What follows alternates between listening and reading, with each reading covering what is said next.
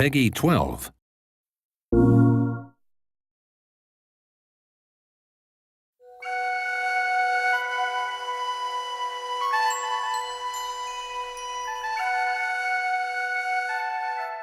With traditional Celtic music, you have instruments like whistles and flutes, you've got bagpipes, Uilleann pipes, you have stringed instruments like mandolins and also hammered dulcimer.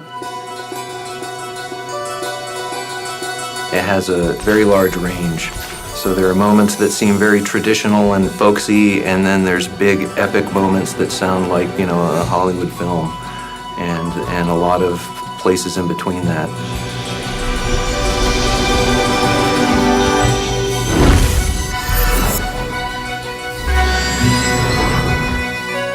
It was very important to have a Celtic-inspired score, so that's what we were looking for sorcery.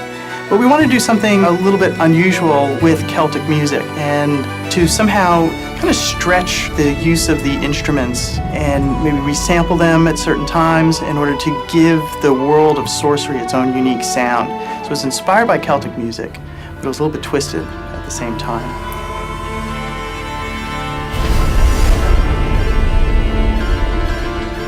We have drums, we have flutes, we have something that feels kind of medieval.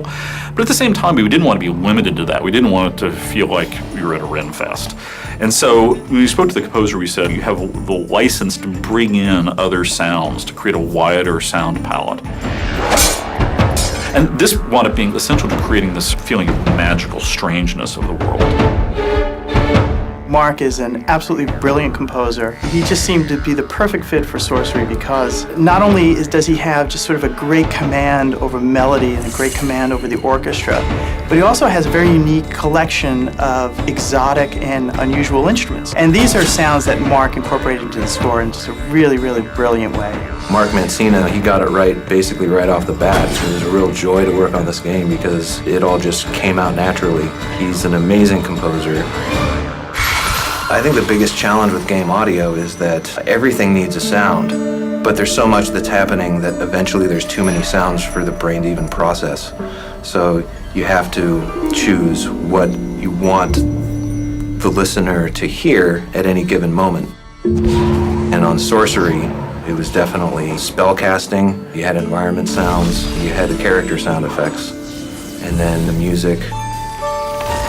With the end-game sound, a lot of what we were looking for is to give the player clear cues as to what he should be experiencing at a given moment. And so we made a big distinction between exploration music and between combat music.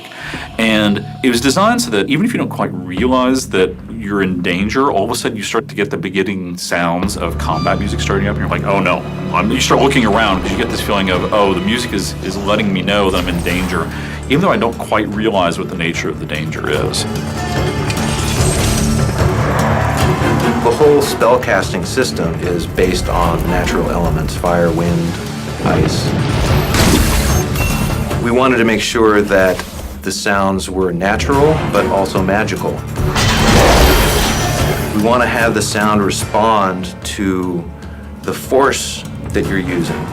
So if you really fling it, it's going to be a lot more powerful sounding than if you're just kind of waving it around. You feel it. It's not just something that you hear, it's something you feel in your chest when you fire it off.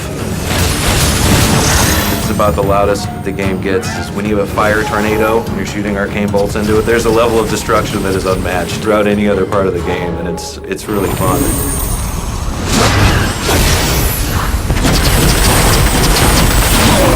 You get the feeling of hearing these great melodies and having some great music and great harmony, but at the same time, you're also hearing all of these magic sounds that are sort of woven into the game. It's a really good sounding game. The dialogue's fantastic. You are seriously suggesting I drink something I found lying around in a tomb? Come on, where's your sense of adventure? The music is great. The spells sound great.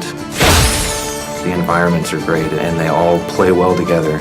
I'm really proud of how sorcery has come out.